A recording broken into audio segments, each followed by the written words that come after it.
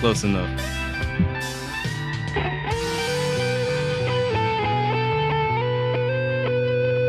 ahead more on that one. Okay. Bueno. It is a Sunday morning. Those are the fun days. And today, ladies and gentlemen, we have the news of the week. If you don't know, yes, we come around, we say hi, and we figure out what has been exploding in the universe as we're out here enjoying the fun stuff. So, if you are open, you're having a good Sunday morning, and you're ready to have a good old grand time, please join us. Have some fun as we go into the new week. Yeah, man. Coming off K-pop The Unihunters, that was an interesting moment. All I'm saying, there's a future out there. But it is a Sunday morning. We're gonna have a good time and play some little fun music. So let's have some fun. It's gonna be a fun one. I haven't tried this one yet.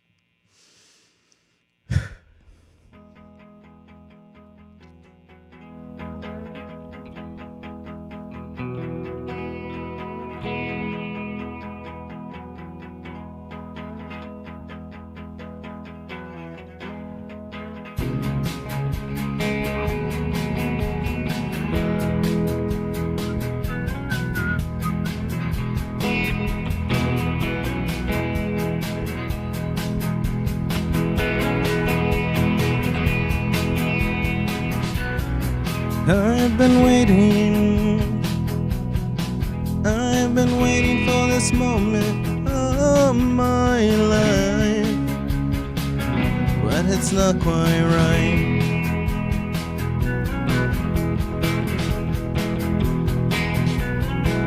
And this real, it's impossible. Who's blind? What? So clear, so unheard.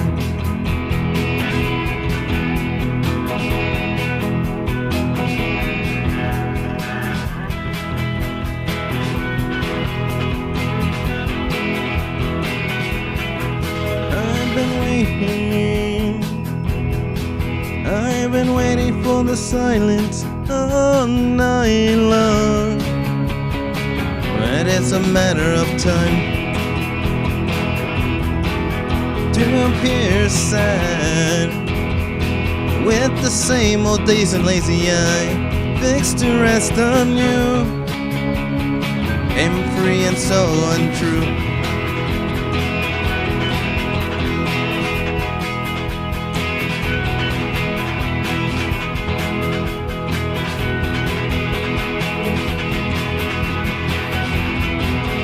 Everyone's so intimately rearranged.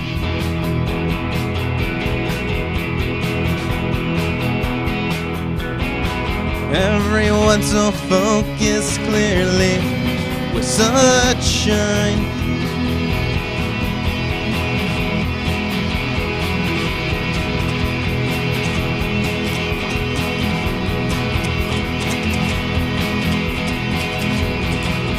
Everyone's so intimately rearranged.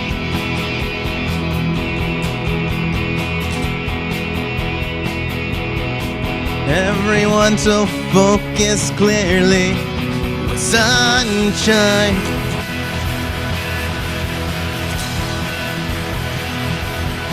Lost and loaded with the same old decent lazy eye, straight to rest your gaze. That's why I said I relay. I said we relate, it's so fun to relate.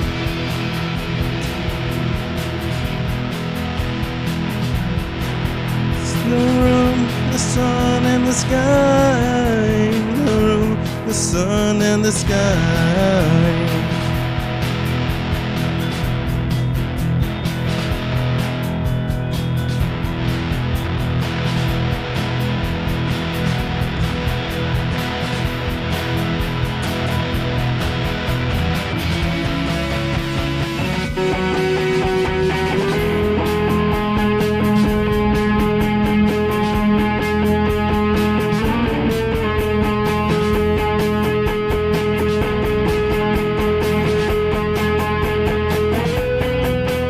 I've been waiting. I've been waiting for this moment.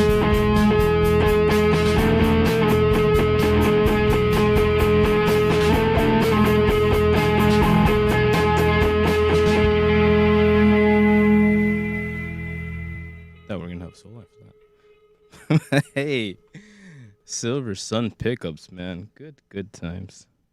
And yeah, it happens. But man, no, we get copyrighted by those guys, unfortunately. As much as I like the Chili Peppers, no, stop. Chili Peppers are no longer safe. You see how this works? YouTube goes like, yo, it's the guys that are like copyright all the time. Literally Chili Peppers. I just want us all to know this is happening. IRL. Okay, enough. So disappointing. All right. There you go. Have fun with that. Anyways, that is the technological age that we live in. That's how this is working. The whole point of this is to kind of do your own thing, go against the curve. No one's like, focused on the numbers. No one's trying to really starve themselves over the idea of that this is more than just a moment in time. And these moments all shape us, they form us, whether you're on the east side of the coast, whether you're on the west side, whether you're in the southern hemisphere, or whether you're up in the Antarctic melting all the ice caps with the rest of us. It's happened, right? And even more now than ever that we're connected with the internet. We don't have dial-up anymore. We're using a fast, instantaneous link, star links as some would want to call it. But it's what we do with that time that really, really matters. And hey, it's Sunday afternoon. And if you're here, thank you. It's going to be an interesting couple of weeks as we're going forward with the universe and how that's going to pan out. But I like to have fun. I like to believe it's a good vibe out there. And so if that makes you smile and tickles your pickle, please swing by. Have fun. But for now, we're going to say bye to the big guy. We're going to jump into the news. Noticias del día, señor. Gracias. De nada. De nada. Josh. Because yeah, it's a fun little transition. We're still getting used to it. It's been a couple weeks, but honestly, it's good to know the news and just see where we're at with here. Putting places, numbers on stuff. And speaking of numbers that mean things to people in the universe, James Gunn doing good work out there, having a fun time. You love to see it. It's official. Superman, first superhero movie of 2025 to fly past 600 million at the box office, while Fantastic Four is at 500 mil. Up and away. By the way, I asked Lee Yin Po over at IGN, my dude. Superman, 600 million. Alright, what does that mean? Gunn's DC Universe is now at million globally, and with that money in North American theaters, most of that in North American theaters. Ghost figure. Gunn made the surprise announcement that Superman will see its digital release on Friday, August 15th, just over a month, which is fast. Early relatively is because of HBO Max Peacemaker Season 2, which is now starting. Sponsorships. But Superman remains available to watch in theaters, and it's there at the movies. It's been there for a number of records. For example, highest grossing Superman is 347 million. Nice. Now we're in the different loop. I'm into it. Zack Snyder's 2013 DCU, Man of Steel, made 291 million. Wow, that is a perspective right there. At the domestic box office. Henry Cavill Superman did much better internationally, bringing that 379 million. Okay, that's still for a global total of 670 million. Okay, figure Superman almost certainly won't beat really internationally. Globally, Superman is comfortably ahead of all other superhero films released in 2025 far. Close competitor, Fantastic Four, lagging behind over 100 million. Indeed, both MCU and DCU not planning any other superhero films for 2025. Damn, really? Superman looks to tend the end of the year as a clear winner. Cool. After weekend 5, First Steps is now at 257 million domestically, 232 million internationally. for a global total of 49 million. The film's commercial performance is seen as something disappointment despite bringing in more money than Captain America: Brave New World and Thunderbolts. Jesus. Marvel Studios has two big hitters coming up in 2026: Spider-Man: Brand New Day and Avengers: Doomsday, which First Steps leads into. Aight. Meanwhile, Brad Pitt's F1 is now at 603 million. Hell yeah. Making a significant theatrical release for Apple and Saudi Arabia. Just putting that out there. Zach Krager's killer horror film Weapons is now up to 115.9 million in North America. Theaters after 3 weekends with a global haul of 199.4 million, almost 200 million. Weapons' commercial success is well deserved. IGN's review 9 out of 10. By director Zach Krager blends unbearable tension and dark humor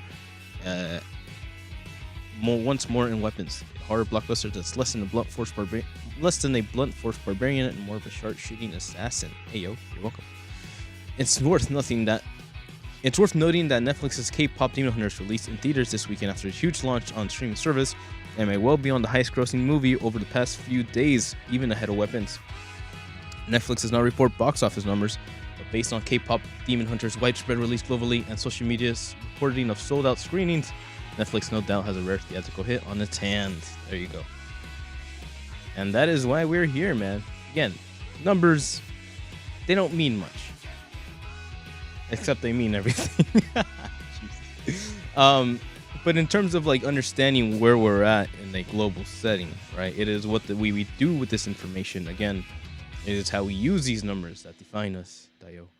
And seeing how Superman is at 6 mil, if that's the bar to hit, right?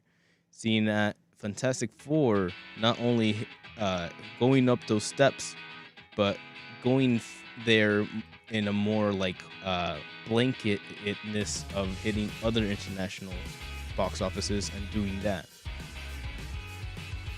So that kind of says something, right? An idea. Maybe they just really like the family image. Pretty cool. And yeah, Brad Pitt F1. Gotta go fast, baby. Love it. So all of that, it's kind of interesting to see where we're at with the cinema side of things. And you know me, I love being out there, experiencing things. And yesterday, seeing K-pop Demon Hunters with the people in the room was kind of an interesting moment. It revealed certain, I guess, demographics, and that really puts things in perspective. And I'll keep those to myself. But Jesus, what a world. So hey, if you're interested in anything of that, those movies are what people are checking out. So if you want to be part of the zeitgeist, or if you're curious at all, definitely go experience. Especially now if you can pick up Superman digitally. That's all you, baby. Gotta stay safe. It's getting rough out there with the sickness. Don't be down with sickness. So, moving on to something that is a bit more international. Yo, Shiki. Dun. Staff apologized over concerns of ex-Japan parody. Yoshiki was concerned in-story ban Hayashi's likeness and musical stylings specifically similar to ex-Japan. This is from Ken Ikura Gross over at Anime News Network. Yosh. It took 2 weeks, but the public flap over the ex-Japan parody in episode 18 of Dun anime series is now over. Here's how it went down. Japanese musician and ex-band member Yoshiki initially raised concerns about Dan using the likenesses to the musical stylings of ex-Japan following the broadcast of episode 18. On August 8th, the musician, quote, reposted a clip from the episode and asked, "What's this? Doesn't that sound like ex-Japan?" Bro, chill out. The clip features a performance of Hunting Souls by in-story band Hayashi. Full lyric videos in Japanese and English are available on MBS Animation, a YouTube channel. There you go. Hayashi. So, there you go. Yoshiki quickly followed up with another posting asking, quote, "I don't know anything about this. Is it okay to do? Is this okay to do? My dear fans, please tell me what's going on." He further posted, quote, "I wish the production team would have at least said something beforehand. I received an urgent message from ex-Japan official at Yoshiki's staff."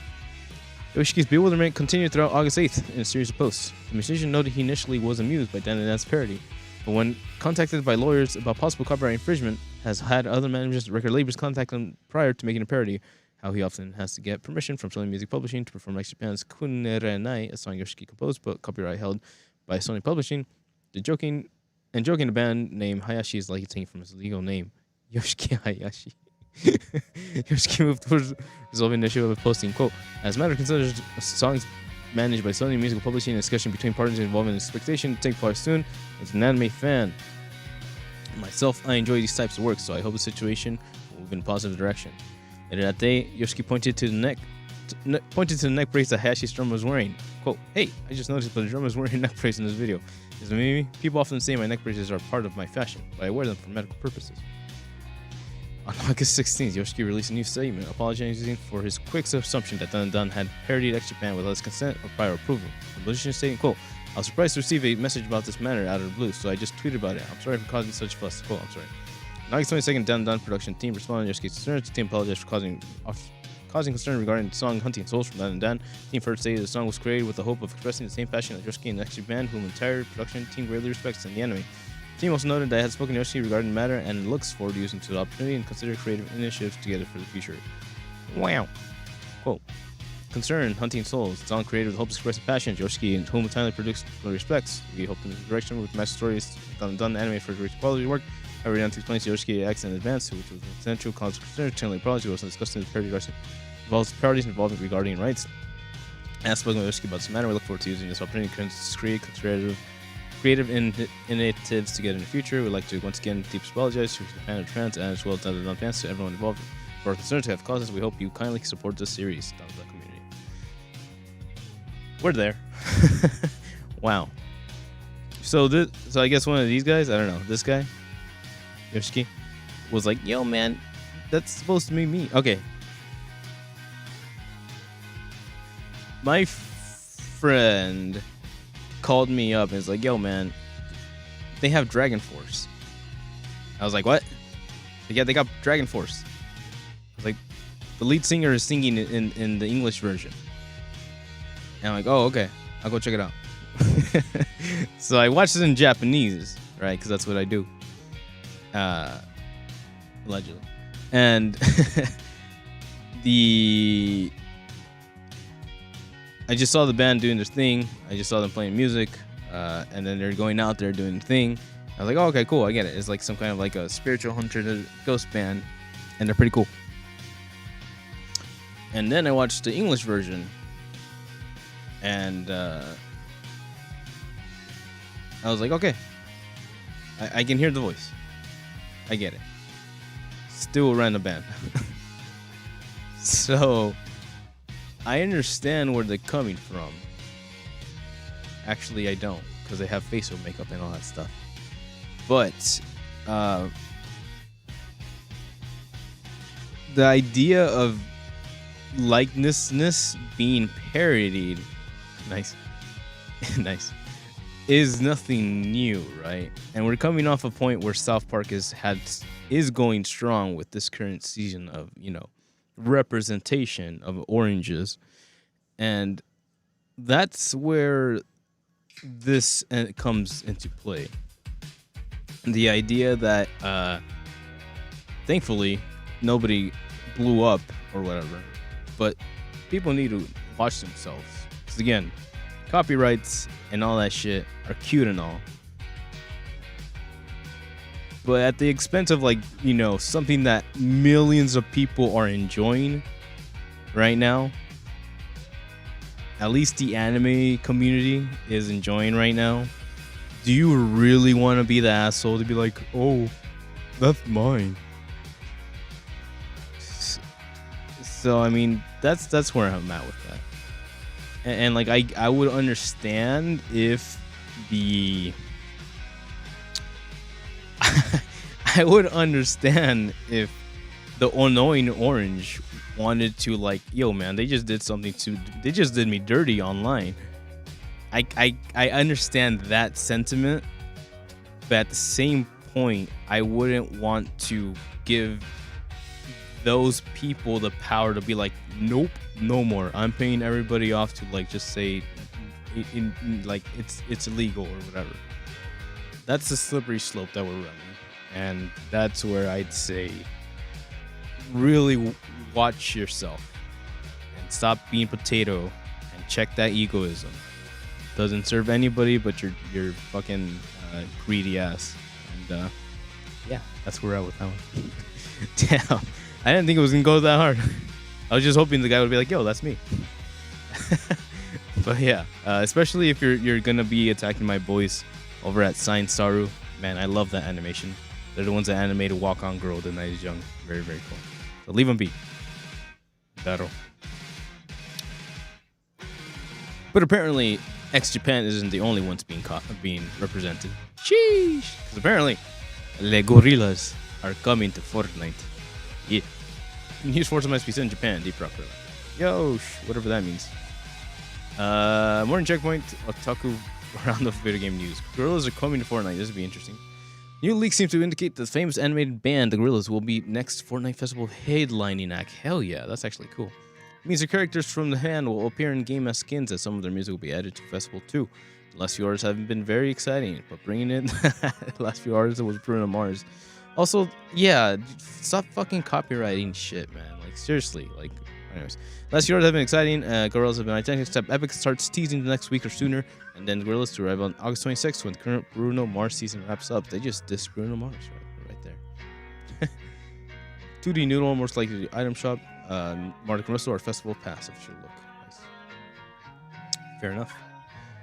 Forza Japan, this is in Japan. Okay. Deep Rock Galactic Survivor is making a leap to Xbox, and a new Lego Batman will have realer trophies to find. Okay, here we go. I just wanted to see what this is at. Let's see. So let's investigate.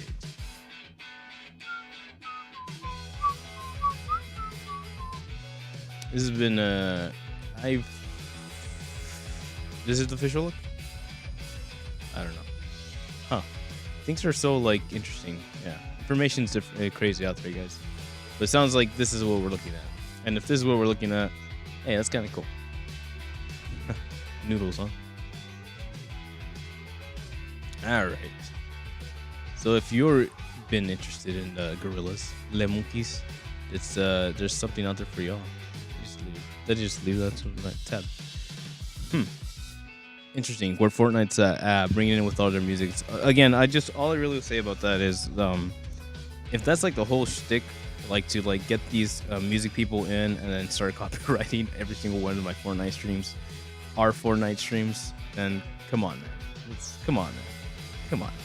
If you're gonna be like, yo, we're gonna be in Fortnite, you should have the decency to be like, okay, well, we'll let go of the song. It is of the people right now. Especially if you're fucking putting your fucking name in the music pass. Bruno Mars, go fuck yourself. I love you, but go fuck yourself. Obviously, it's their people. I'm talking about Bruno Mars, the brand. He's not the only one that needs to go. No, I'm just kidding. Gamescom, opening night. Something that happened. I was curious. And then the universe just kept on spinning. So I figured the best we could do is just check it out here. Because time is a valuable thing. Watch the fire blast of catching things. This is by Claire Jackson over at Kotaku. Everything at Gamescom officially kicked off. That means today we were treated to trailer-laden showcase on opening night. Jeff Keighley. Seriously, guys? It's the whole thing. Opening night, straight from Cologne, Germany, featuring Jeff Keighley. It was pretty packed this year. Some solid trailers, reveals, many awesome looking games. Wound up everything that happens. Cool. Call of Duty Black Ops. There you go. What's up with all these fucking ants? Jesus Christ. Trying to watch a video. Trying to do a video here, man. Black Ops 7. Lords of the Fallen 2. Sekiro, No Defeat. Oh, we were talking about that. Lego Batman. Legacy of Dark. Nice. Saw that one. Warhammer 4000, War of Dawn. Oh, there's a new one? Okay, cool. Monster Hunter Wilds X Final Fantasy 14 online. Onimusha, Way of the Sword, Capcom. Being Capcom. Fallout Season 2, look at that. See, I've just mentioned here. See much footage coming season. We did get some thoughts on the new show's talent. Okay, New Vegas along with the Brief Terror. And yes, Mr. House is there. And yes, there was a Kyle McCollum in the suit for power armor. Shit, I'm gonna have to catch up with the first season. Okay.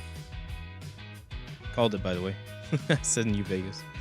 Indiana Jones' Great Circle, The Order of Giants. What? Incredible video game adaptation for last year. The Great Circle getting story expansion. More games, excellent immersive puzzles. Okay. Great Circle is coming to Switch 2 in 2026. Dark Carpenters, Toxic Commando. Hey, yo. Man. With trailer showing off some satisfying clanky guns, zombie hordes, explosive action, and some slamming electronic music, Toxic Commandos definitely looks worth checking out. Toxic Commando.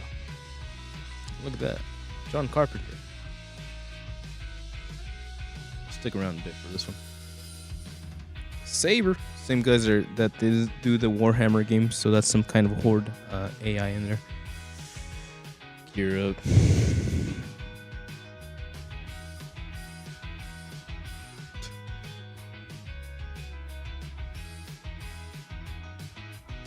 Oh, you got superpowers. Check her right. Alright, fair enough. Zombie Horde movie game. He's just talking by himself up there. Death by scrolling. Purgatory, you gotta endlessly scroll your way to fight and escape the Grim Reaper. Got it. Zero Parades. A little complicated fans of the developer behind Skelysium. So we got Ookami Legacy RPG. Zero Parades.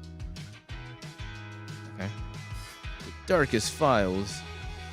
Bold and urgent political message about the increasingly frail state of a democracy. The Congress Gamescom Cares segment was devoted to showing off the Darkest Files game with painful lessons about how freedoms we all benefit from are increasingly at risk in ways that demand we actually do something about it, so go do something about it. Hey yo. Like clicking this button. Skipping this goddamn... Oh shit. They got us. What is up with these people? Is it just me?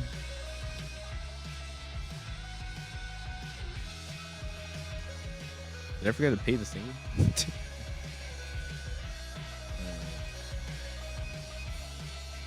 Prove it in court. Darkest Files. What? I just skipped over the whole shit. Okay. So it's like a tablet game. Got it. Interesting. Okay, guys.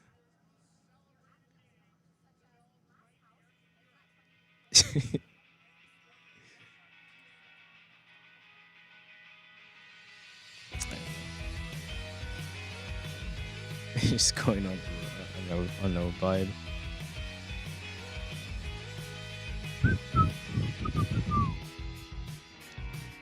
Ha. This does not look like that. This looks different. Ninja Gaiden 4, of course. Today's Ninja Gaiden was predictably action-packed with some thoroughly bloody-looking sword, edge, and the combat moves. 149. God damn it. Cookies, man. Who the hell did they hire for that? Hayabusa. Whoa. Ninja. Man, there's a game out there called Escaped Journey, the Odyssey to the West, or whatever. It's so good. I remember that being so cool on PS3.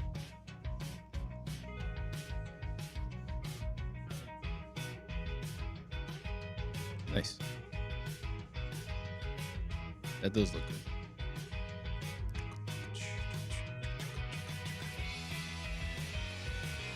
Mecha robots, let's go.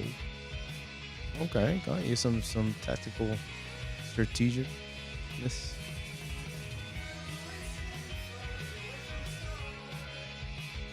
Oh yeah, because now it's like a mecha technical shit. That's so cool, man. The fact that they're making ninjas like these power armor moves now. Hell yeah. You got like an old school ninja being like, no man.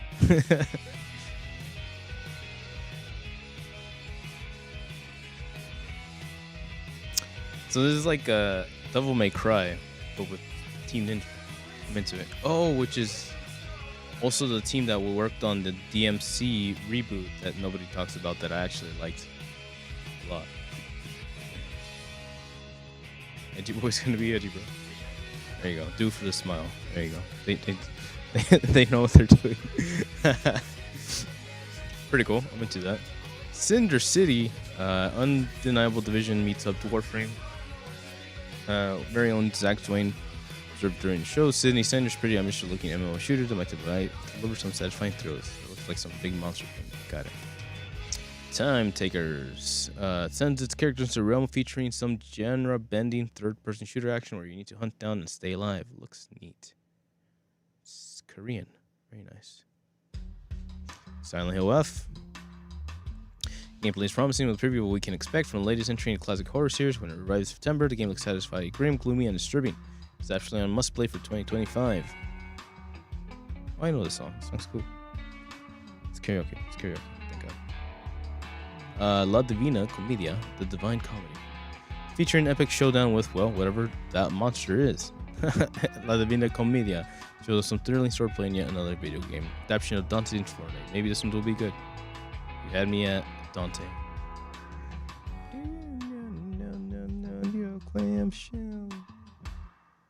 If the ocean's not enough, nor am I. La Divine Commedia. That's Dante.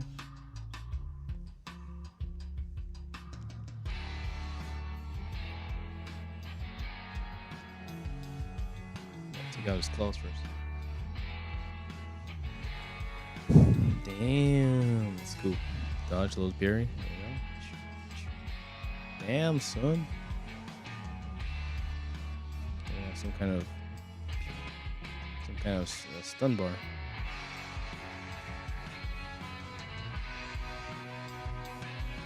Like tournament style fighting.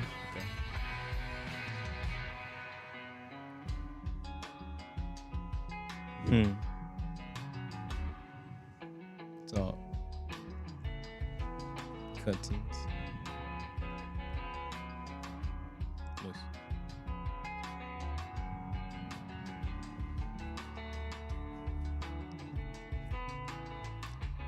Jama games. Jama.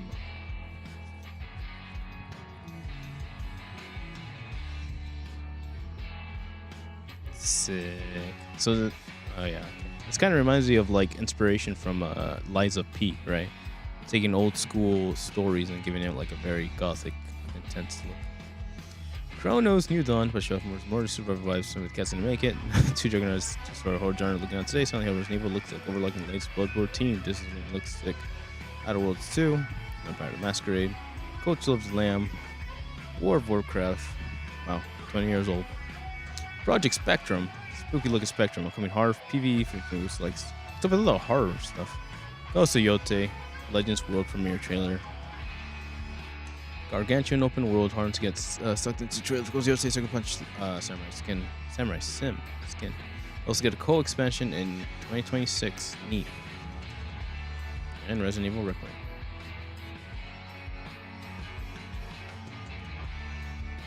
We'll actually watch those two. Damn.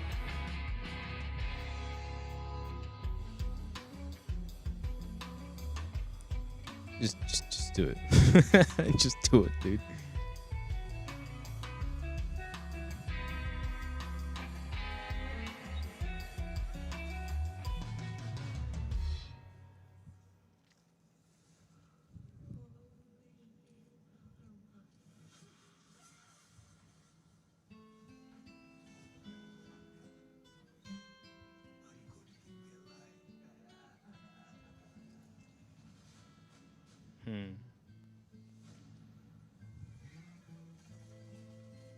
We are playing Ghost of Tsushima. It has been quite the journey.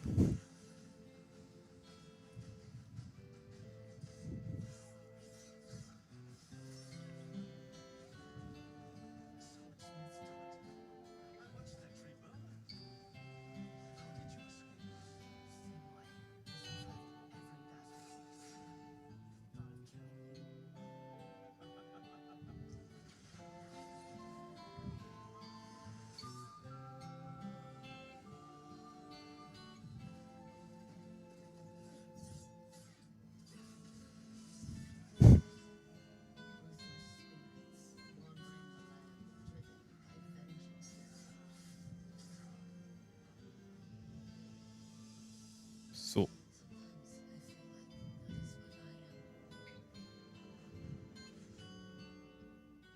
there you go. Ghost of Yote. DLC.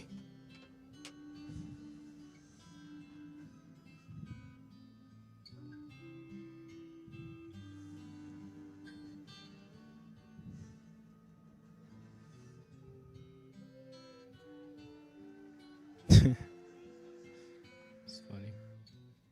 All right, one or two more. Who are you even? Who are you even? What is this world? What? There you go.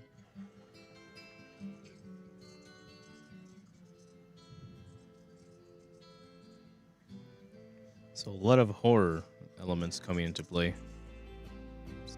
Interesting.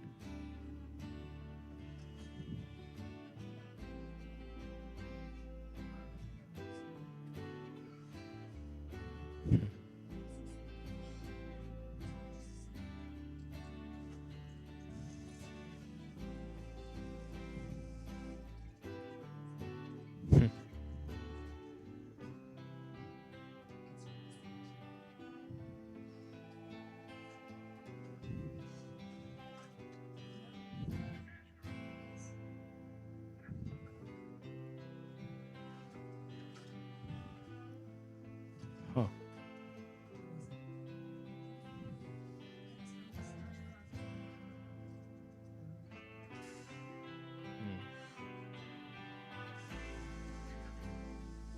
Who is coming?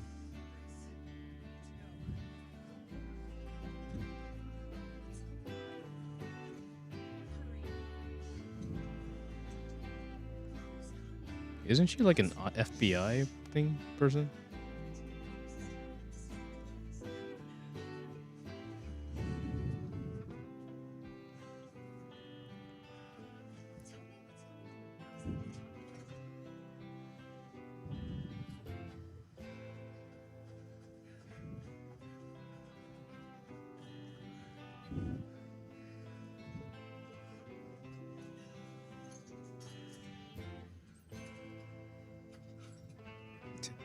Interesting.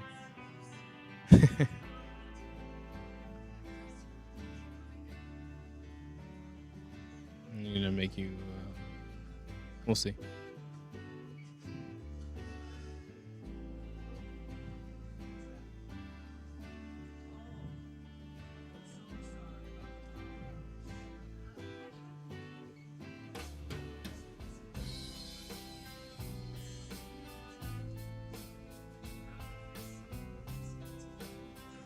Oh. Shoot him in the head. Brother.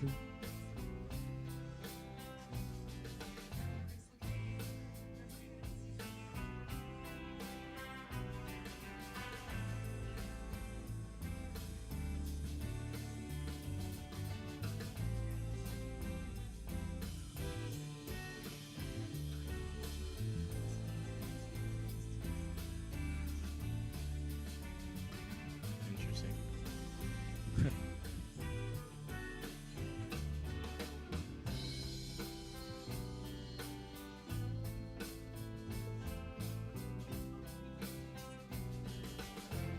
Oh.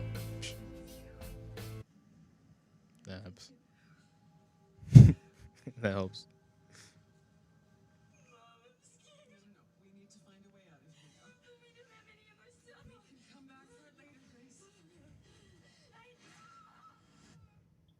Rip.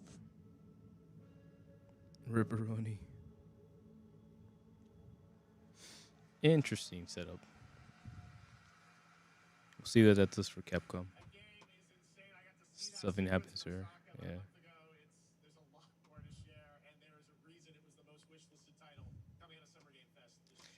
There you go. Snake closing yet? No, she can only go follow me, but not yet. Snake, it wasn't over yet.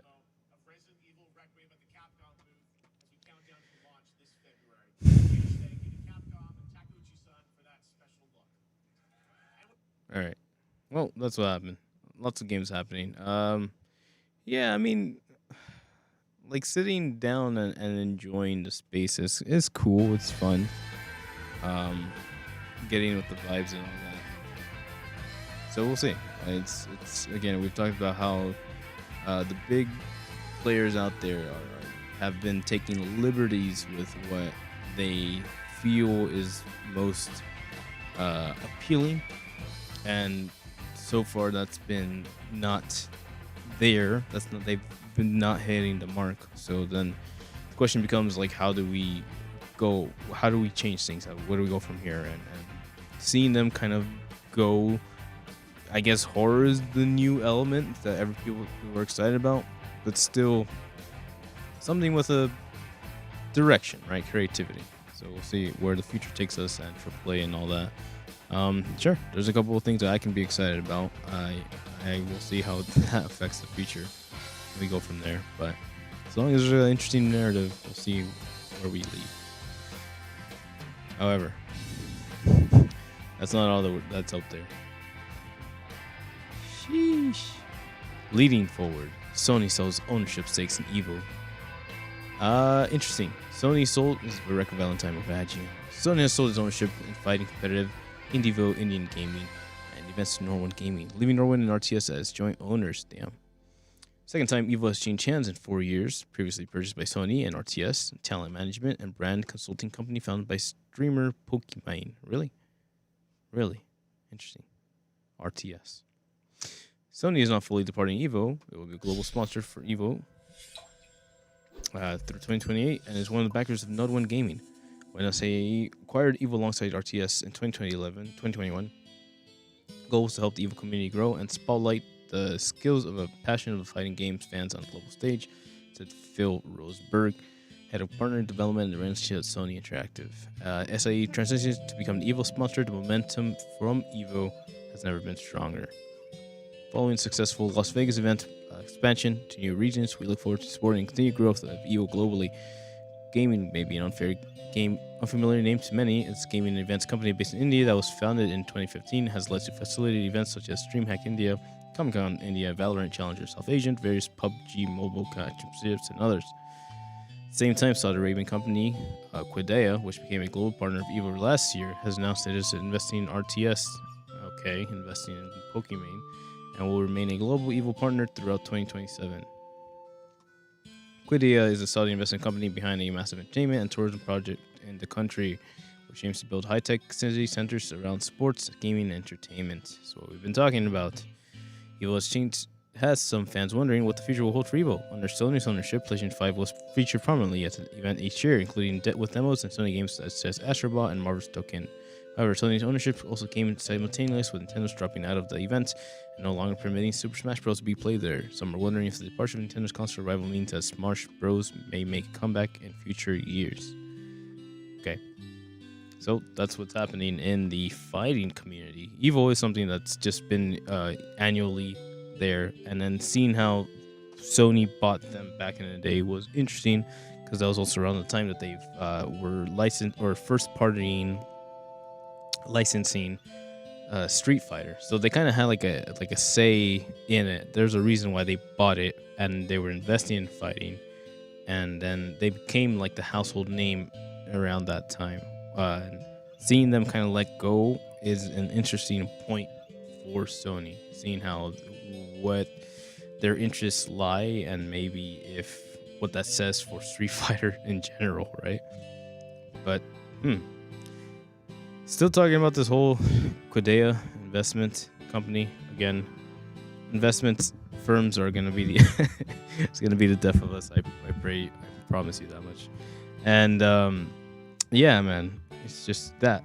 Just again, just keep an eye on where we go from here, what changes, what kind of like culture comes from this, and what we're willing to accept in terms of how they're gonna treat the land and how they're gonna like make it its own thing. So the people will tell you first and foremost. Again, if Nintendo now decides to return because the Saudi investments are invested in Nintendo, that could open a way for them to like almost forcibly make Nintendo reuse the Smash property, and that is another interesting point to think about. Goddamn, what a world! But it's not the only move they're making, because Bungie boss Pete Parsons out after 23 years. Jesus. It's by Ethan Gotch over at Kotaku. CEO Pete Parsons will be leaving after 23 years. Veteran Justin Truman will take over as storied Halo studio struggles with flagging internet in Destiny 2. Delayed launch of Marathon, and a painful story in the integration following a sky-high $3.6 billion acquisition back in 2022. Damn, feels like so long ago. Quote, after more than 2 decades of helping build this incredible studio, establishing Bungie Foundation, and growing inspiring communities around our work, I have decided to pass the torch. Partners run a blog over at the Bungie's website. This journey has been quite the honor of a lifetime. I am deeply proud of the worlds we've built together and millions of people who have called them home. And most of all, I am privileged by the opportunity to work alongside incredible minds at Bungie. Parsons joined Bungie back in 2022 and was an executive producer on Halo 2. He took over studio when previous CEO Harold Ryan left in 2016, the year before Destiny 2 shipped. Helped the engineers studio exit from Republic deal with Activision in 2019, and Bungie continued to grow amid near annual expansions for the hit sci-fi loot shooter. Things changed after selling to Sony in 2022. Bungie's expertise in multiplayer games didn't stop PlayStation's live service strategy from quickly going sideways. The studio suffered massive layoffs in both 2023 and 2024, with the key talent departing, including veteran designers Luke Smith and Mark Noseworthy. After the spin-off, codenamed Payback, was reportedly cancelled. IGN reported that soul-crushing atmosphere among some of the staff in late 2023 amid the first round of cuts, as Bungie's independence within Sony began to crumble following the declined fortunes of Destiny 2. Parsons came under fire in 2024, layoffs after listings for a sports car collection indicating millions in purchases following the lucrative 2022 sale to Sony, even as a rank and file staff were giving pink slips. Quote, when I was asked to leave Bungie in 2025, my goal was to grow into a studio capable of creating and sustaining iconic, duration expanding entertainment. Parsons wrote in his goodbye post, "We threw so much together, we launched a bold new chapter for Destiny, built an enviable, independent, live ops organization capable of blah blah blah. Incredible family, so interactive." More recently, Bungie has faced an uphill battle with Marathon, distraction shooter rival, one of its old franchises. The game was supposed to come out in September, but was infinitely delayed following a middling reception to the closed alpha earlier this year and a plagiarized art scandal. That saw the team forced to overhaul marketing assets, including trailers, to remove the elements created by the outside artist. Truman, 15-year at Bungie, began working at the studio at the original Destiny. Admitted to some of the studio's recent fumbles, remains committed to create worlds inspired franchise. I've also been part of these efforts at Bungie's. Okay, we're hard at work right now doing that both with Marathon and Destiny. We're currently heads down, but we'll have more to show in both these worlds later this year. And number one comment, don't praise him. He's the reason to downfall Bungie, turning it into Bungie. Well, what does that mean? Where do they go from here? He looks tired. Let's just say that. But yeah, man. All these moves were made, and maybe to keep the company afloat, but still, just kind of investing in certain things, and we'll see, man.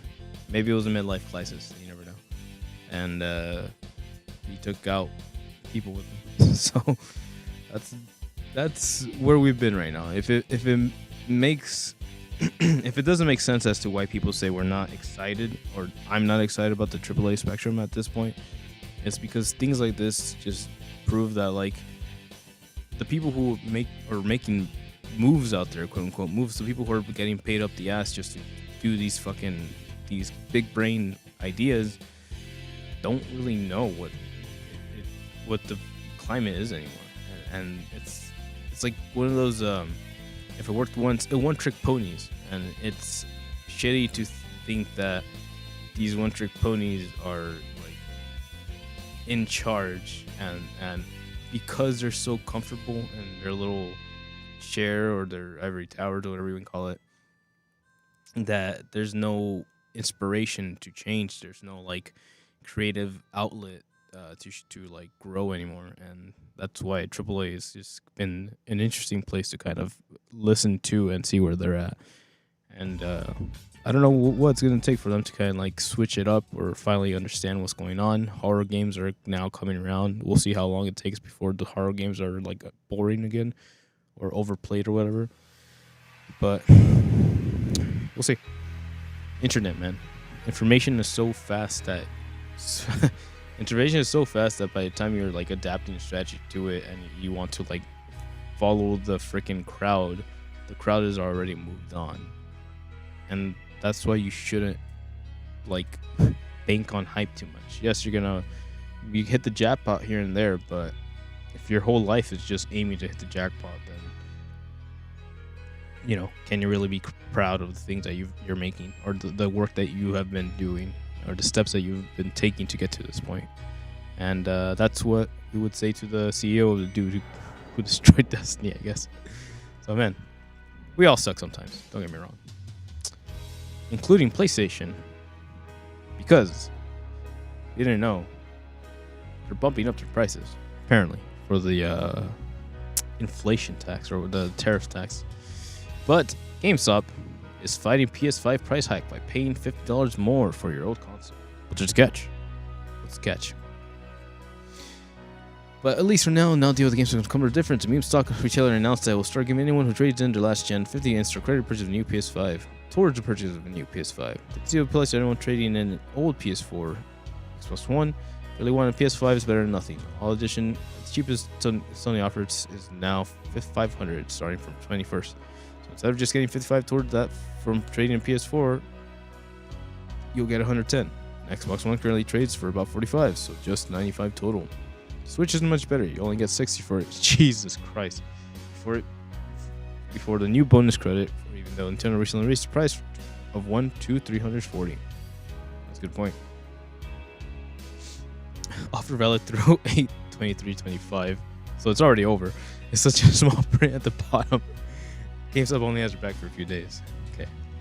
XO is looking for the move over to PlayStation will have a little easier series no sold at 378 and it'll get you at 126, while Xbox Series X sold at 600 will get you up to 300. You can see he's taking that. When it comes to the other consoles, the price difference is hard to swallow. GameStop also buries the fine print that this bonus Trump tariff credit will only be active through August 23rd. Is it still better than nothing? Sure, but it still low-key sucks in the worst way.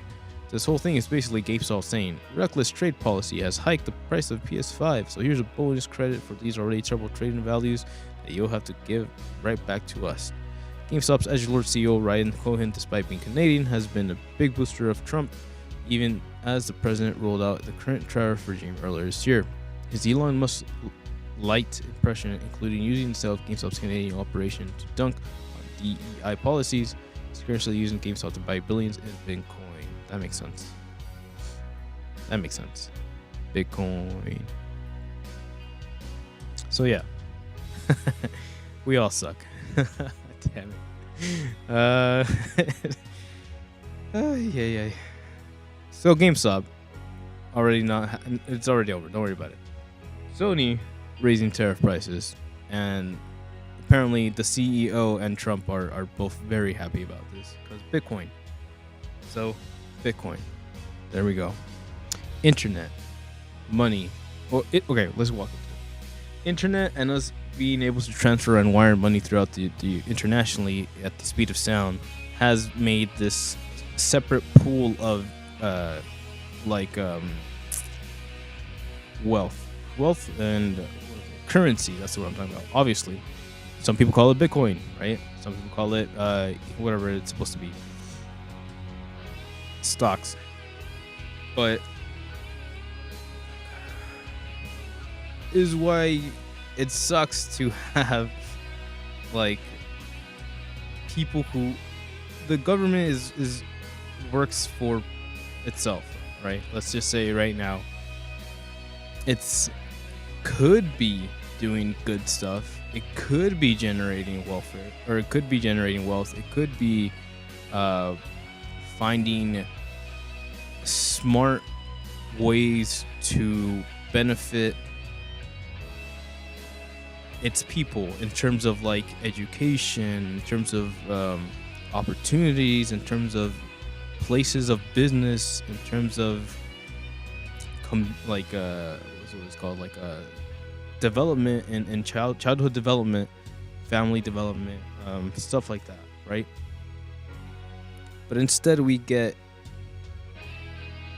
a quote-unquote businessman who is just bribing people to make things flow a certain way so those people can make profit off of the insider trading, which, sure, what's the end goal? So we'll see. I like GameStop here and there, but we'll see. But that's not all. Thought we were done? Hell nah, bro. It's important to understand where we're at now, right? Because we've done the things, people have said the stuff, we've raised the prices. So a year from now, where do we lie? 1 year after Concord, Herman Holtz hopes future live service failures will at least happen, quote, early and cheaply. Shut the fuck up. It is by Quentin O'Connor over at Le Gamer. Prost serves as CSO for Studio Business Group at Studio Interactive Entertainment. Importantly, for our purposes, this role includes working as head of PlayStation Studios. Put plainly, then, when Holtz has something to say, we tend to tune in. In a recent interview with the Financial Times, the article is paywalled, but relevant snippets have been pulled. Holtz reflects on a PlayStation a year from Concord's disastrous launch, painting what is at least ostensibly a reasonable outlook on the future of the company's live service initiative. In short, it isn't going anywhere, but safeguards are in place to help avoid such massive commercial crumbling in the years to come.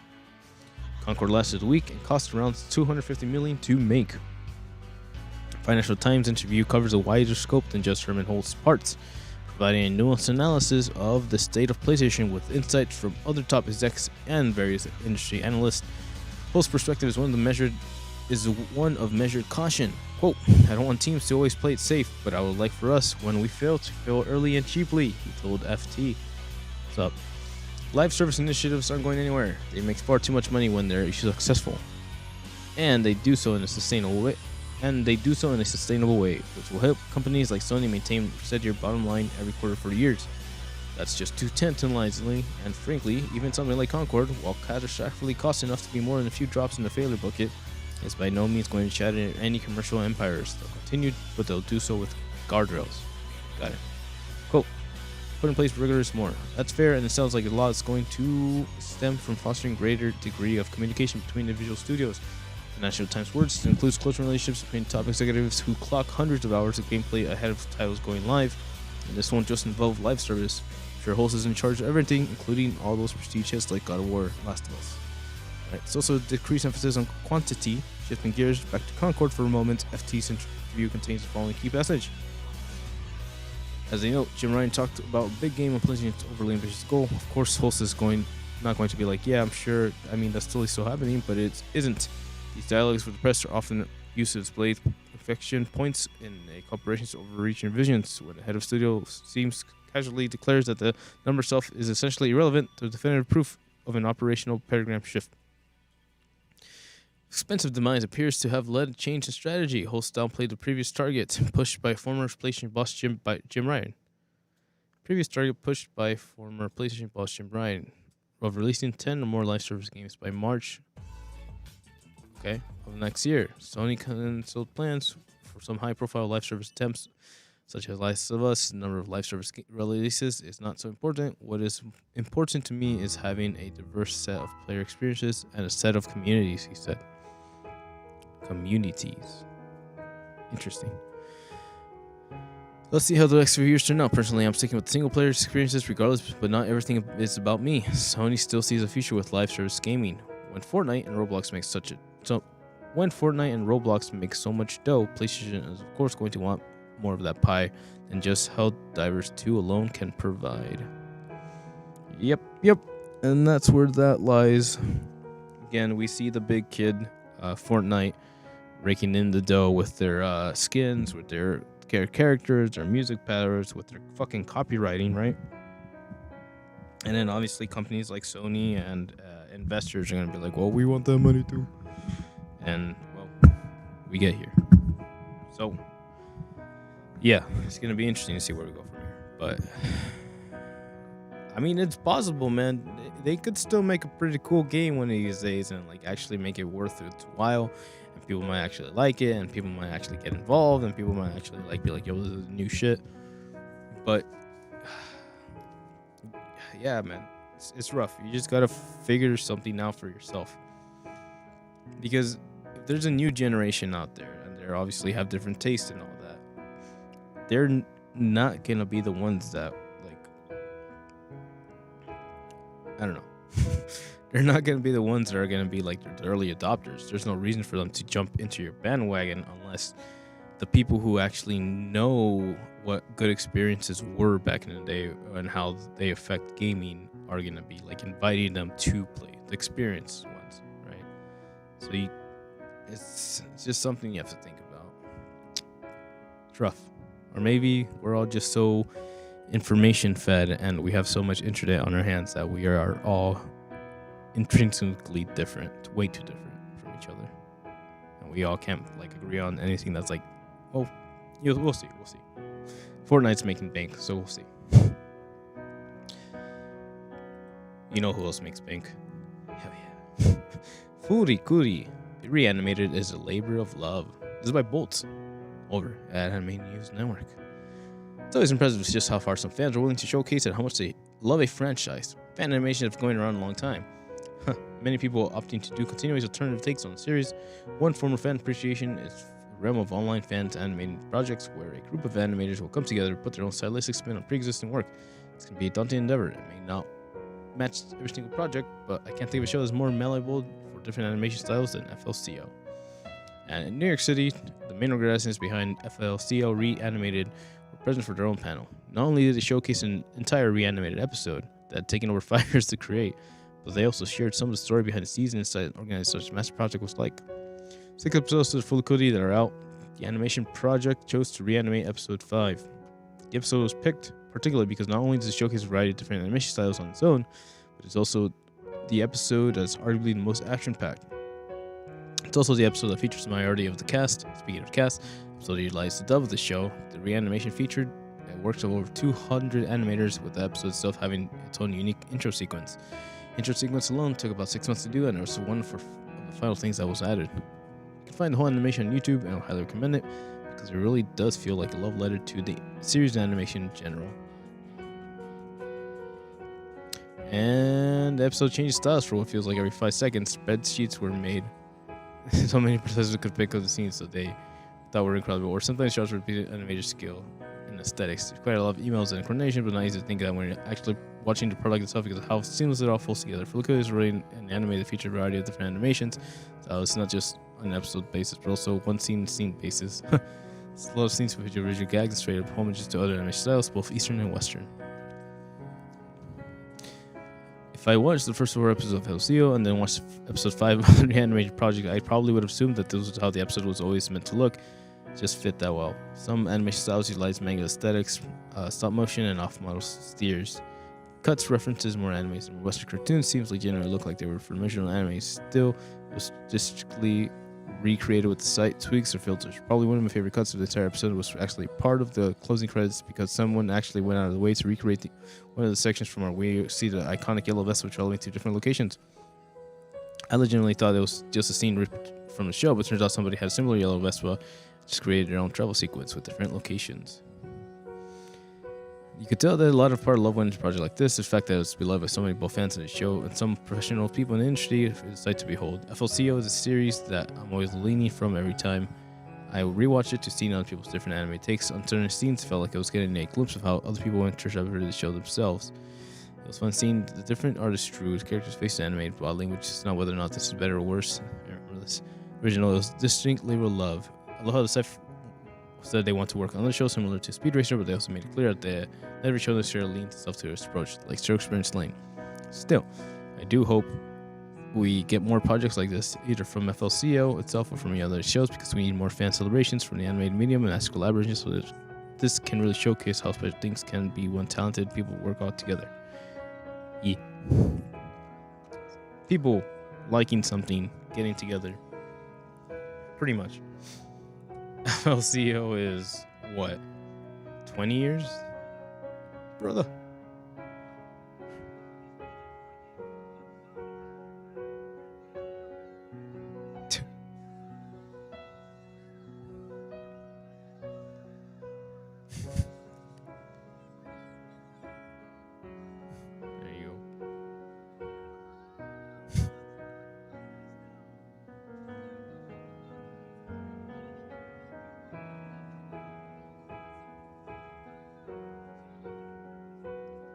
There you go.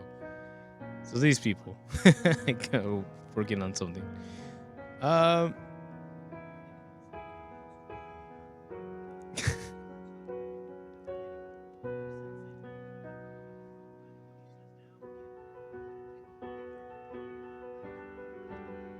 Is this English? The English dog. Yeah, it's just quite the interesting scenario. I think Fully Cool, you hit an interesting point for most of us. It just was its very own unique thing, almost like a Scott Pilgrim, and I can only assume that Scott Pilgrim was probably inspired by Footy Cootie at some point. And yeah, man, it's just one of those things that hits the scene, and because it's such itself and has enough like vibe to be its own thing, you can kind of see how it hits in a way that nobody expects it to. Like, it's not something that's planned like Red Hot Chili Peppers.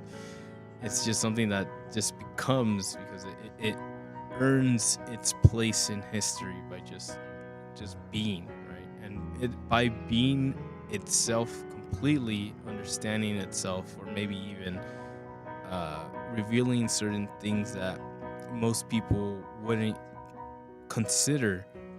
It inspires. Nice. Clearly inspires and helps make something different, right? Something unique. So we'll see. These people got together and did something cool.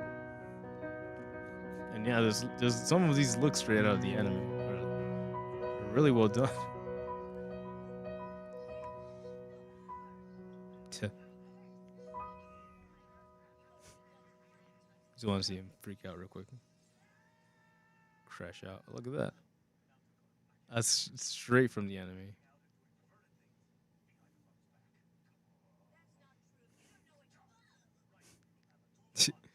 Lupin the Third.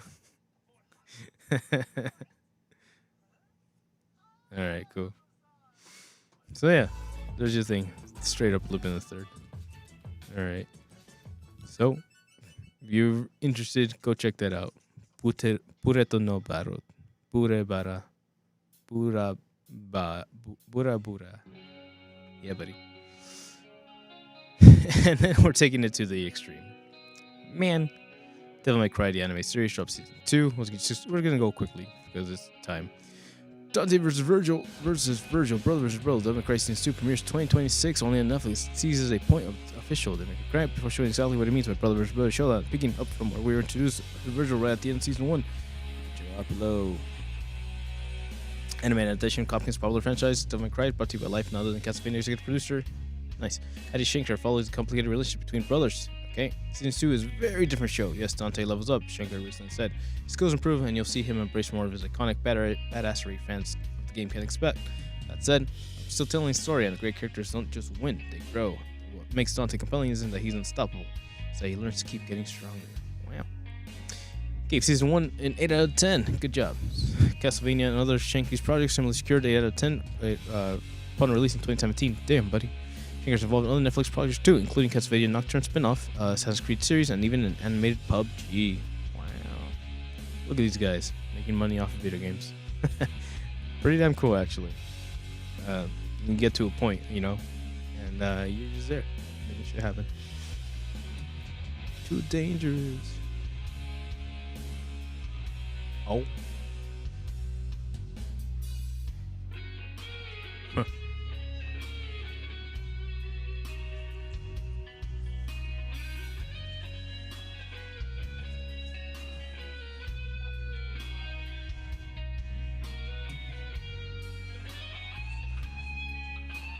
Fragile. I saw this. There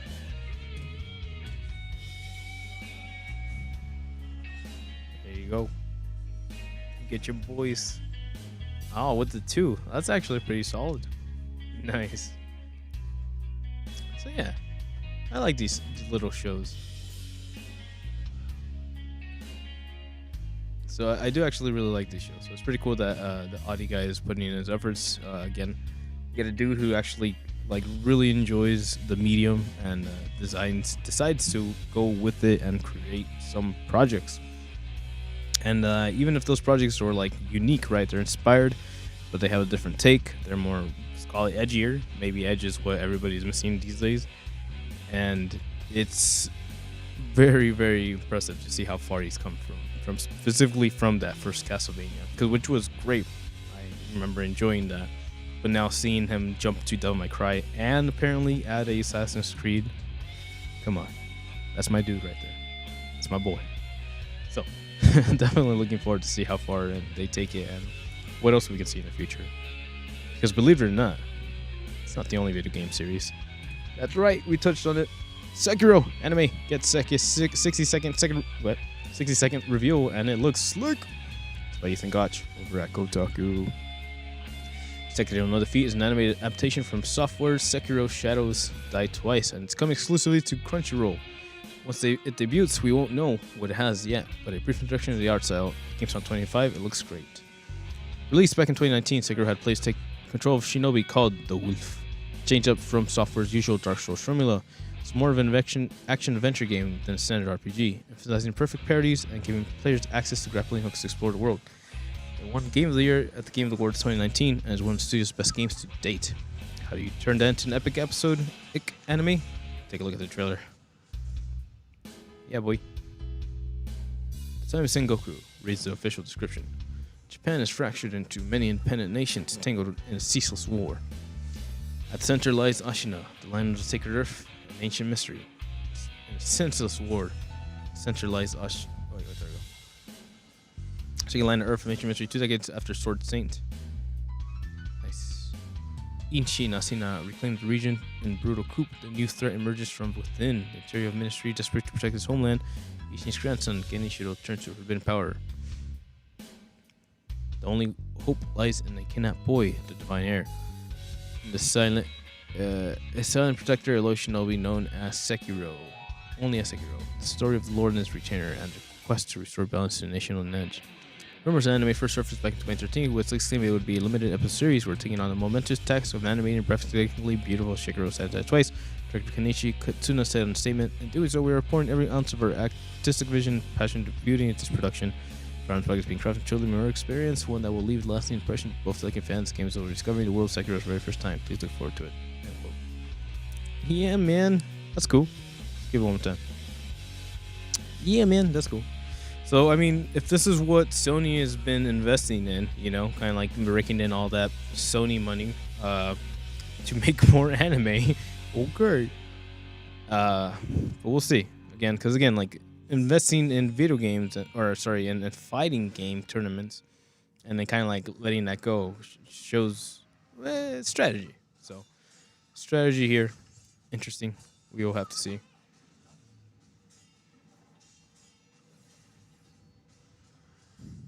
There he goes.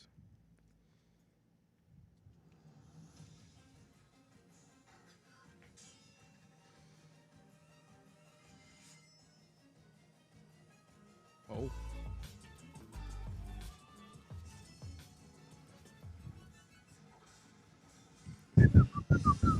Eesh. No emotion, no remorse. right.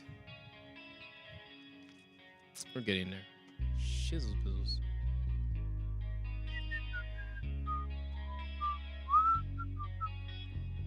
Did I do anything?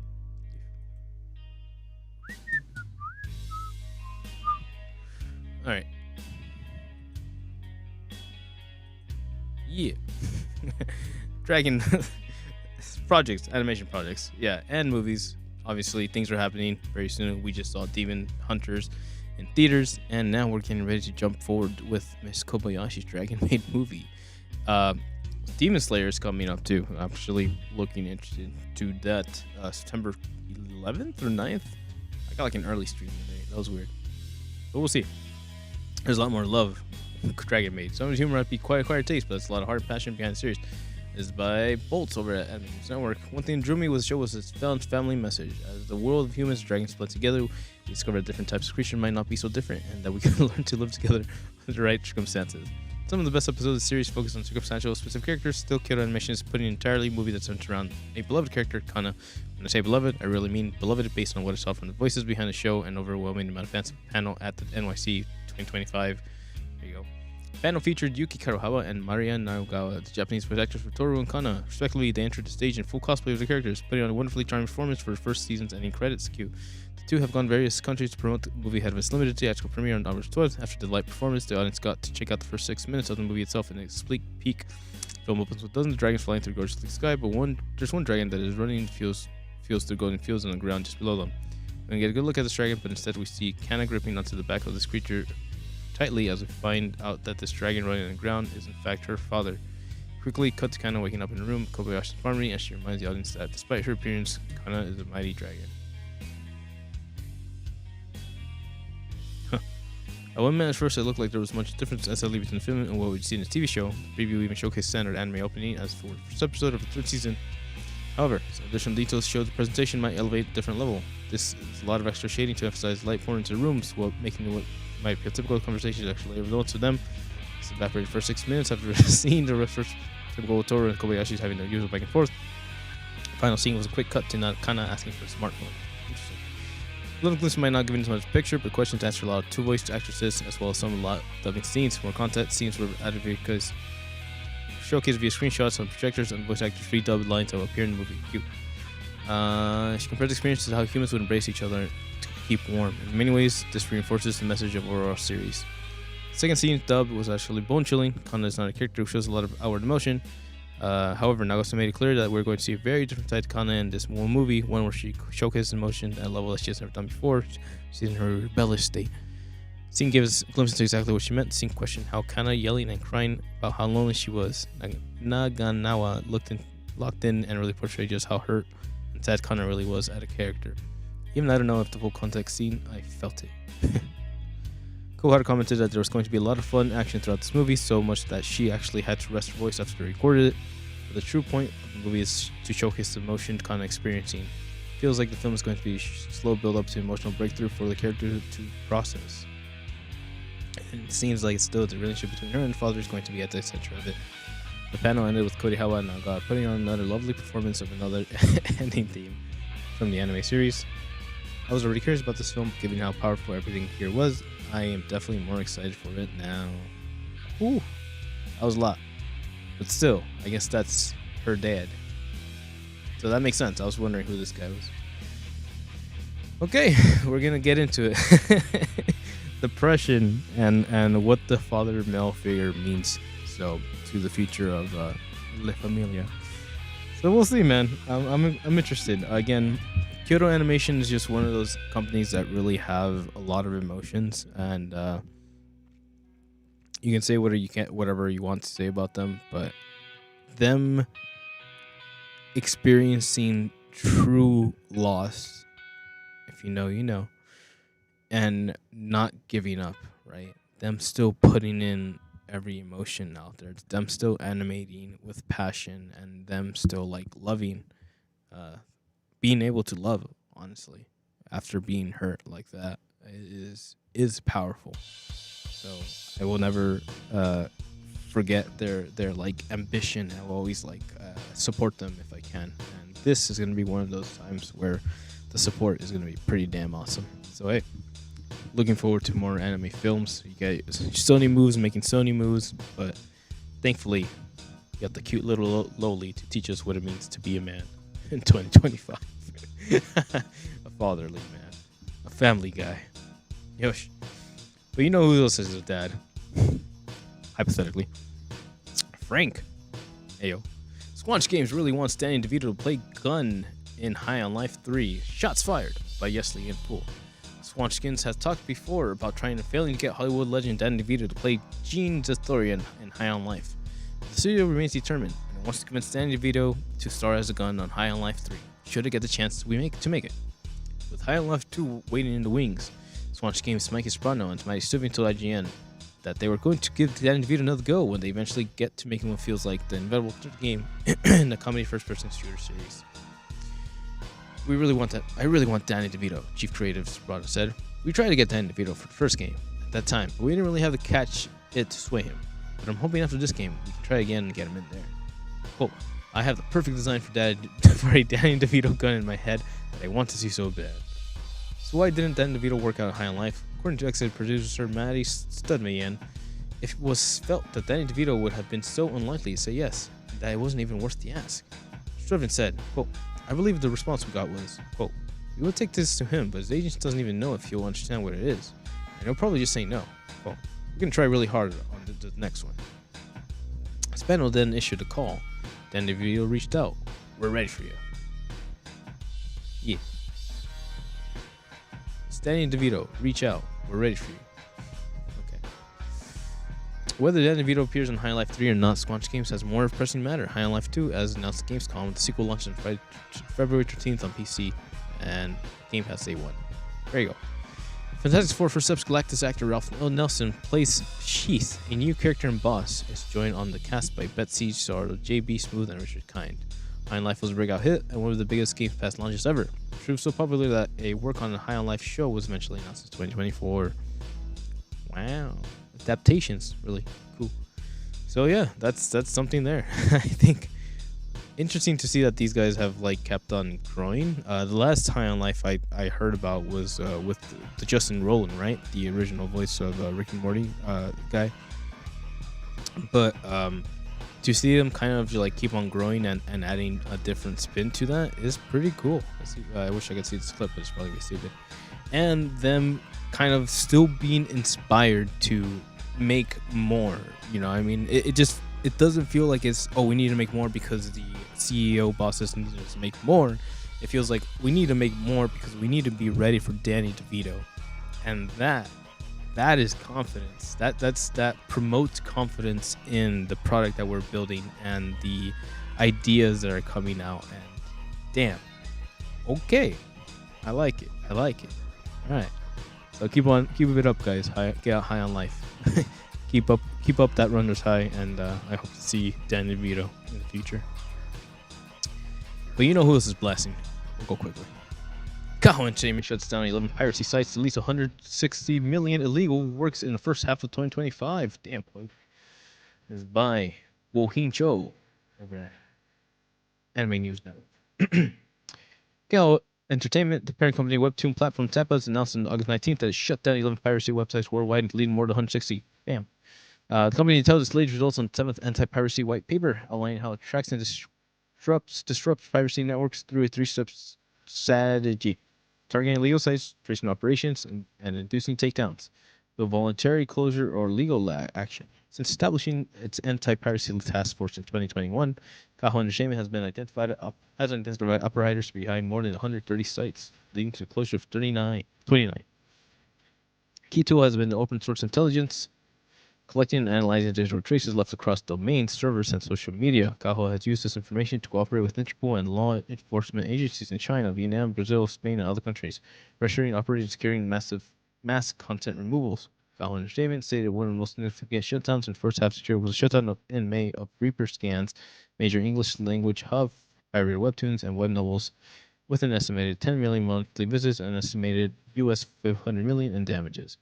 Kaho Entertainment also confirmed that it's pursuing lawsuits and criminal complaints against piracy site operations in China, the United Kingdom, Vietnam, Brazil, and Spain, signaling an aggressive legal strategy alongside technical crackdowns. The company emphasized that protecting creators and ensuring fair distribution channels remains central to its mission as webtoons and web novels continue to expand in global popularity.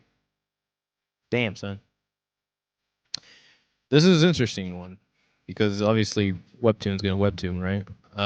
Obviously we have sites that are sharing webtoons, and piracy is sailing the high seas. The high seas is more popular than ever, and maybe for good reason. We've seen how the industry has kind of exploited a lot of the artistic creativities, again with the whole copywriting, again with everybody just kind of being like me, make more money, and we see that, right?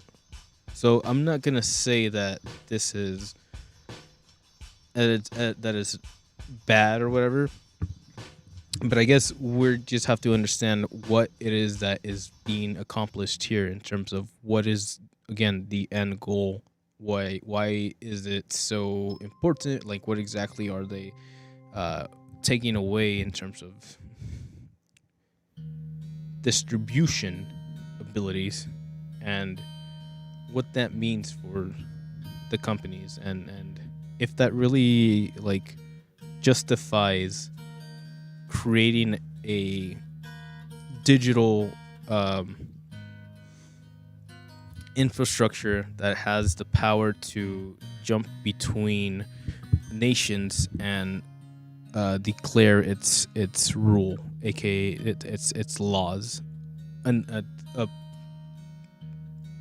to enforce its laws across nations. Because if you really think about that, that's interesting. And again, slippery slopes for different folks, man. So when you add a whole AI that's just busy gathering information with that kind of intention, it gets a little thought-provoking as to what is being learned, what lessons are being taught, and where we go from with that. So just putting that one out there. They're making their moves, they're doing their stuff, and we'll see what that means for the future, if it helps the industry grow, or if it kind of like stagnates its process, or it secludes itself to a new revenue stream. But hey, man, let's not think about it too hard. Instead, let's rejoice, because it's a big day.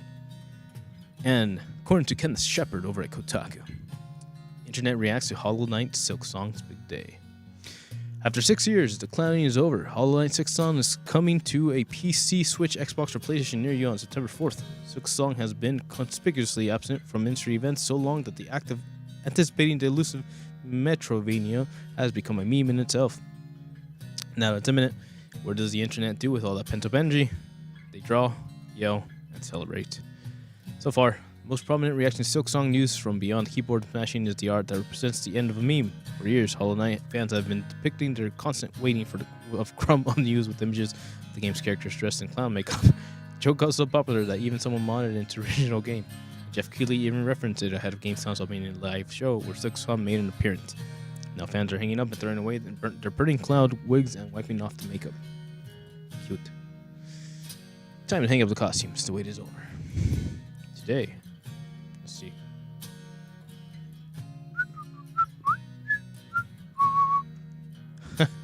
Cute. Cute. Leave it behind. Silksong. It's real. My 5 coins of a short poist. It's real. It's happening. Okay. Finally, farewell.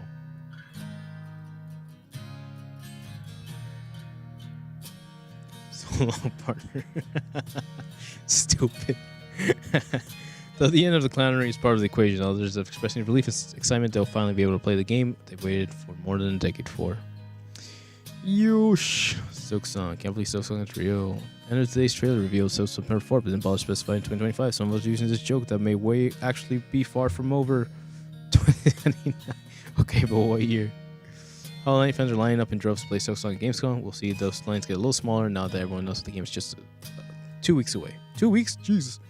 It's not a lot of time, but it's enough to play or replay the original Hollow Knight. Yeah, I should get on that. It's just about any console you can imagine. Just consider one of the best Metroidvania games of all time. There's still people have been playing around all this time. Yeah, man, Silksong. Maybe I should get into that. So, that's a thing. It has been in decade, or like, not a decade, years, right? Since they've announced it, and people have been waiting for it, and like, woo! Finally! Now we just have to wait and see just how overhyped it has become, or if people can actually contain themselves and accept it for what it is, instead of like presenting its values. You know what I mean?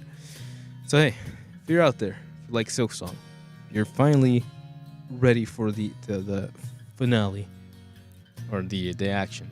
Then congratulations, my dude, you got your silk. Sing us a song. Just like G-Kids. Restoration, 4K restoration of Satoshi Kon's Perfect Blue, US on October 3rd. So Rafael Antonio Pinedo. Good stuff, buddy. Over at Anime News. G-Kids announced during its panel NYC Saturday that it will screen Satoshi Kon's Perfect Blue in 4K, opening October 3rd. The 1997 Perfect Blue features a film that was directorial feature debut for Satoshi Kon. It went on to make the Millennium actress Tokyo Godfather's Paranoia agent and Paprika before his death. In 2010, the contemporary Tokyo's, the story concerns the pop singer Mima, who tries to develop an acting career, only to experience threat and trauma as her mind breaks down. She is tormented by ghostly visions of her singer self. Manga Entertainment released the film on VHS and DVD. G-Kids and Shout Factory released the film on Blu-ray and disc on DVD on March 2019, and re-released it again in a steelbook edition on September 21st. G-Kids and Phantom Net screened the film in 500 US theaters for 2 days. On September 28th, the screens earned US 420 AO 420 881 at the box office. G-Kids iconic events releasing an Anime Expo screened the film as part of Anime Expo's AX Cinema Night screenings in September 2023 to celebrate the film's 25th anniversary. Kon bases Perfect Blue anime film on Yoshikazu Takeuchi's Perfect Blue. Okay, Perfect Blue, complete metamorphosis novel, which Seven Seas Entertainment shipped in February 18th. Seven Seas also shipped Takeuchi's second Perfect Blue novel, Perfect Blue, Awakened from a Dream, in April 2018. Very cool.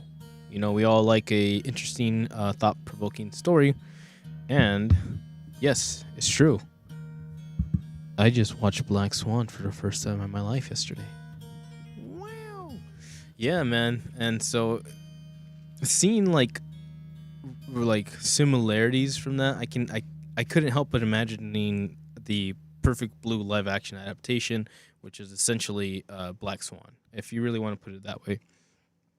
So more anime inspired Hollywood blockbuster movies. But still, seeing the original and being able to see all these interesting remakes in 4K does mean like cool things, right? If there's one thing that AI probably got right, it is the restoration process. And seeing these films like look crisper, sharper, and fresher than ever is a benefit, man. And you know, obviously, if they come out on the 4K Blu-rays, then you can go out and check those out. So for now, I know Sony's gonna charge me for this movie ticket, but you know, we do our best. So for now, I would say it's pretty damn cool. And I encourage us to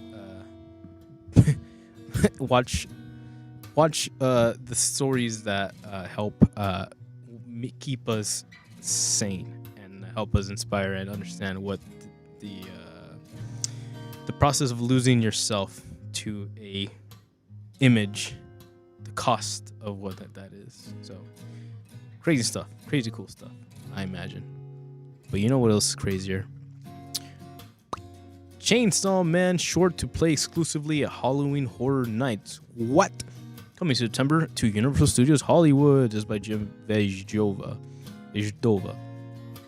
Vodoa. My dudes. This year, Halloween Horror Nights at Universal Studios Hollywood will feature Chainsaw Man: The Chaos, an original anime horror short based on the hit Japanese manga and MAPPA's anime series. The short will play in language within the DreamWorks Theater. Poster for it can be seen below. According to the official synopsis, Chainsaw Man the Chaos recounts the tale of Denji and the Devil Hunters as they battle the Halloween Horror Night Devil and his army of zombies. Denji, resurrected into Chainsaw Man, a devil-human hybrid with protruding chainsaws from his body, ultimately takes control in the quest to combat the devils. It's an extreme showdown that dares guests to survive the chaos of screams and blood. Halloween Horror Nights at Universal Studio begins Thursday, September 4th and runs through select nights through Sunday, November 2nd, 2025. My dude. That's the guy. That's the guy. Oh, that's us. That's us.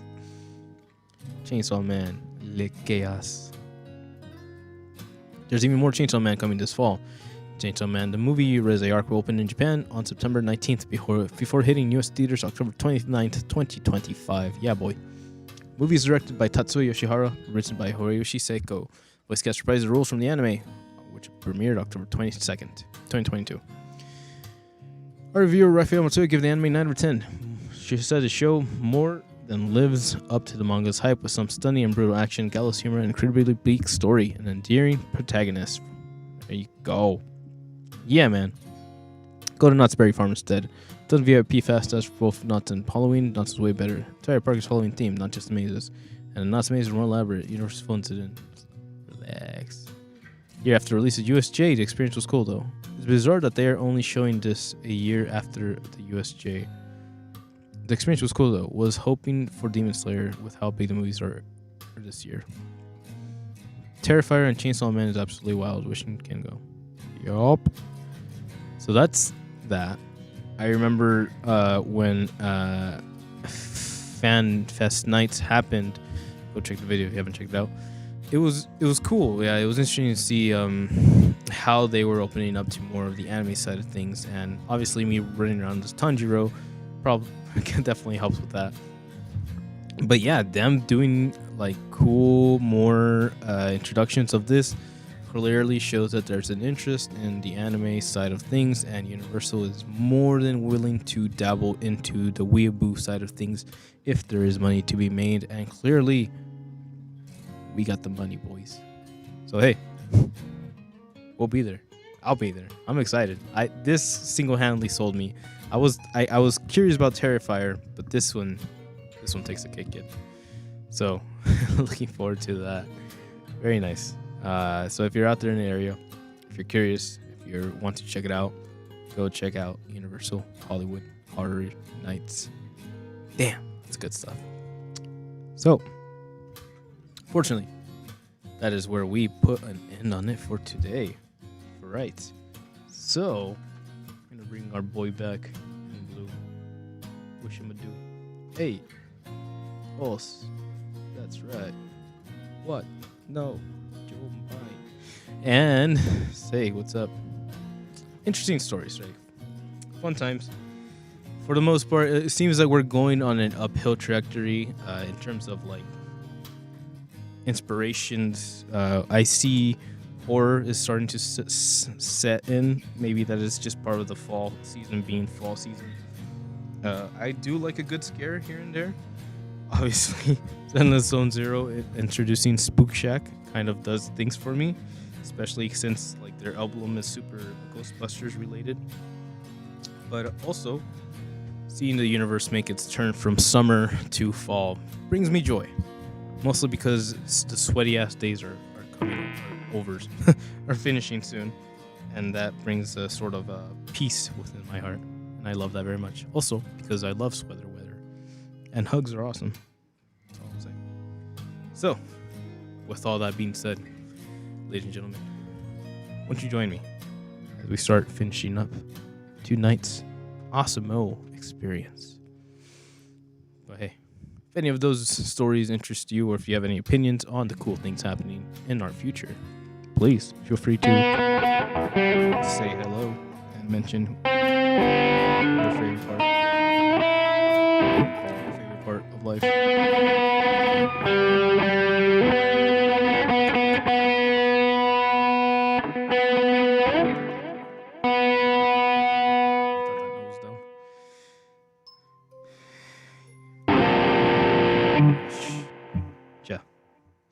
It's been fun.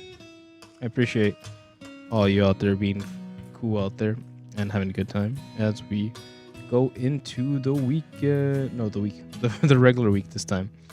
Get excited about it. You know what I mean? It's gonna be fun. So, looking forward to things. Demon Hunters happened. That happened. Black Swan happened. I am this close to convincing myself to go watch Sydney Sweeney right now, just because I feel like I need to give her opportunity to actually act. So we'll see. Fun day, interesting day. I still need to do some thumbnails because I need to do that, but we'll see if I can get back to them in the afternoon. And hopefully y'all are out there having fun, living your lives, and enjoying your weekend as one should. So say hi to your family for me. Tell them what's up. And let's sing some fun times. I got it. I got it. Sheesh. Ikuzo.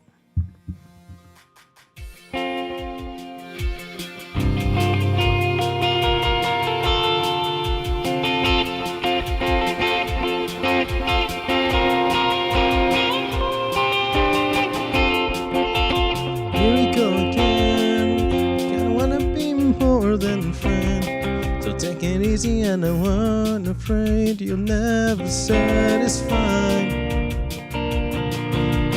Here we go again. Sick like animals, we play pretend. You're just a cannibal and I'm afraid I won't get out alive. No, I won't sleep tonight. Oh, I want some more. Oh, what are you waiting for? The bite of my heart tonight. I want some more. What are you waiting for? What are you waiting for? Say goodbye to my heart tonight. Here we go again. I feel the chemicals kicking in. I wanna run and hide. I wanna run and hide. I do it every time. You're killing me now, but I won't be denied by you. The animal inside of you. I want some more. What are you waiting for? Take a bite of my heart tonight. I want some more. What are you waiting for? What are you waiting for? Say goodbye to my heart tonight. Hush, hush, the world is quiet. Hush, hush, we both can't fight it. It's us that made this mess. Well, can't you understand? Oh, I won't sleep tonight.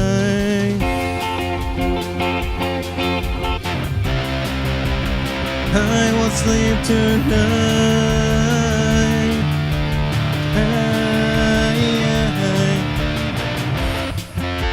Here we go again. I want some more. What are you waiting for? Take a bite of my heart tonight. What are you more? What are you waiting for? What are you waiting for? Take goodbye to my heart tonight. What are we waiting for? Take goodbye to my heart tonight. What are you waiting for? Take a bite of my heart tonight. Yeah. It's weather. Does it every time. So, hopefully, y'all have a nice week. You know, take your time, take your patience, regroup if you have to. We are going in an interesting direction, but believe it or not, I am seeing like something to believe in, like hope in terms of where the society is going. And I'm gonna keep that as vague as possible, but obviously I am a potato and I like to believe in the positivity of the universe, even though there is negative forces that will obviously always be in the picture. However, I believe in time, and I believe that we'll get there. So take care. Again, hug your families, take care of your loved ones, stay safe, and I love you too. Until then, hasta la próxima. Ciao. Yush.